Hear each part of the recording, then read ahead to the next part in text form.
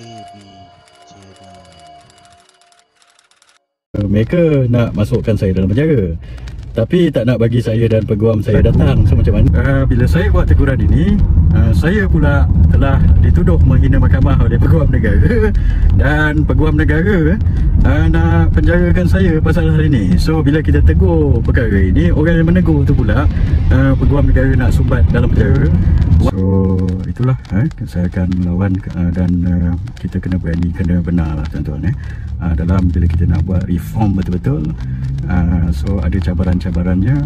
Saya dalam perjalanan ke Mahkamah Tinggi Kuala Lumpur pagi ni kerana ada kes contempt of court yang mana peguam negara telah menuduh kononnya saya menghina mahkamah.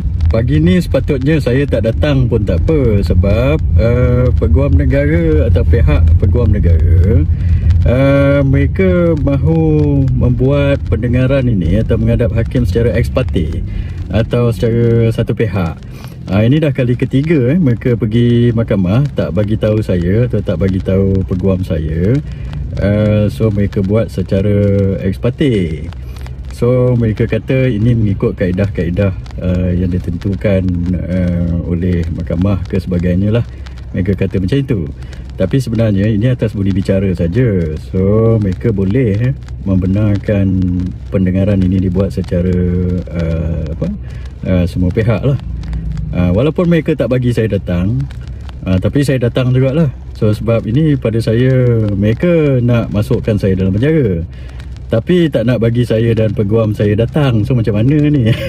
So sebelum ini saya telah mengkritik 3 orang hakim berkenaan kes Datuk Seri Najib. Saya kata ketiga orang hakim ni, iaitu Hakim Nazlan, Tengku Maimun dan juga Colin Sekira tidak sepatutnya menjadi hakim kepada kes tersebut, sebab mereka terlibat, mereka atau keluarga mereka terlibat secara langsung atau tidak langsung dalam kes tersebut.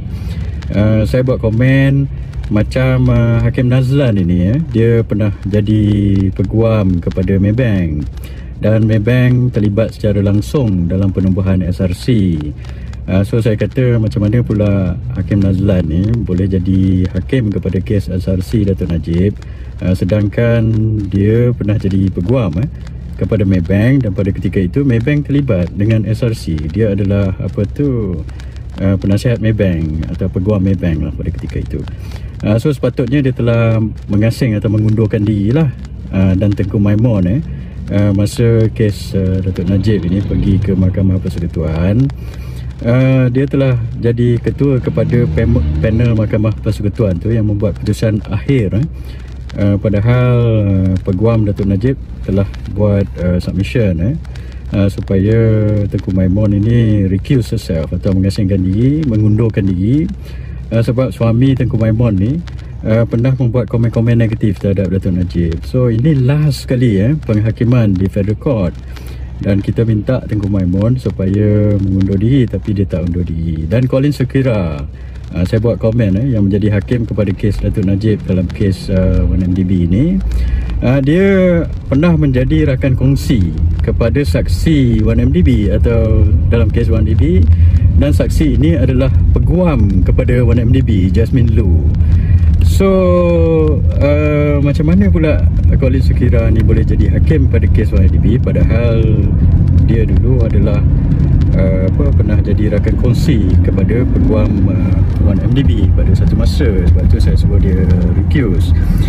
Dan dalam kes Colin Sekira ini, Jasmine Lu ini, nama Jasmine Lu telah disebut di dalam submission, affidavit, pendengaran di mahkamah dan sebagainya sebanyak 600 lebih kali kepada dalam pendengaran kes inilah, sama ada secara bertulis atau di hadapan Hakim Colin Sekira selama 4 tahun lebih sejak dia jadi hakim, tapi dia tak pun bagi tahu perkara ini.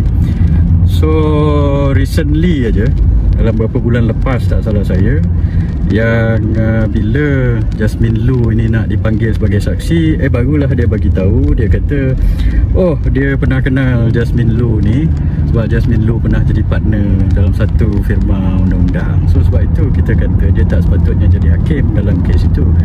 So saya telah membuat teguran.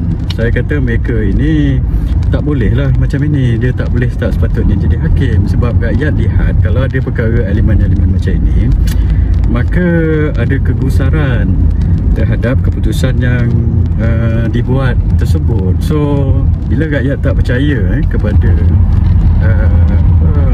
sistem kehakiman ini, bila hakim itu ada terlibat tapi dia masih jadi hakim, so ini akan menimbulkan rasa was-was terhadap keputusan yang dibuat oleh hakim-hakim ini yang kita tak nak.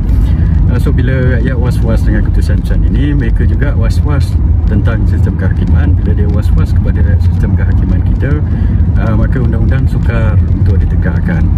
So saya buat teguran-teguran ini sebab saya nak mereka perbetulkan keadaan ini supaya kita boleh jaga integriti dan kredibiliti sistem kehakiman. Tapi apa yang berlaku, bila saya buat teguran ini, saya pula telah dituduh menghina mahkamah oleh Peguam Negara, dan Peguam Negara nak penjarakan saya pasal hal ini. So bila kita tegur perkara ini, orang yang menegur tu pula Peguam Negara nak sumbat dalam penjara, walaupun tidak ada mereka telah tuduh saya konon saya menghina mahkamah dan saya scandalizing the judiciary, itu ayat yang dipakai oleh Peguam Negara, menimbulkan rasa kononnya saya telah menghakis kepercayaan rakyat kepada sistem kehakiman.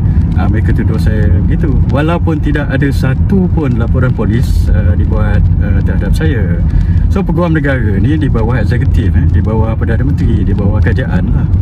So kerajaan dan Peguam Negara nak sumbat saya dalam penjara. So saya akan lawan perkara ini tuan-tuan, sebab kita kena memelihara sistem kehakiman supaya persepsi rakyat terhadap sistem kehakiman ini bagus dan bersih lah. So tidak boleh ada was-was walaupun sekelumit pun. So pada saya, kalau hakim-hakim yang saya sebut tadi bertindak sedemikian, ini akan menimbulkan rasa was-was kepada keputusan-keputusan mereka dan sistem kehakiman. Ini yang menjadi masalah. So perkara ini perlu dibetulkan supaya sistem kehakiman tu dilihat adil. So ini yang sepatutnya mereka buat, bukannya bila ditegur sikit nak sumbat orang dalam penjara. So sebab itu saya akan lawan perkara ini, sebab saya nak pelihara sistem kehakiman kita. So itulah saya akan lawan, dan kita kena berani, kena benar lah tuan-tuan, dalam bila kita nak buat reform betul-betul. So ada cabaran-cabarannya, dan insyaAllah kalau kita sabar dan istiqamah, Allah SWT akan bantu kita.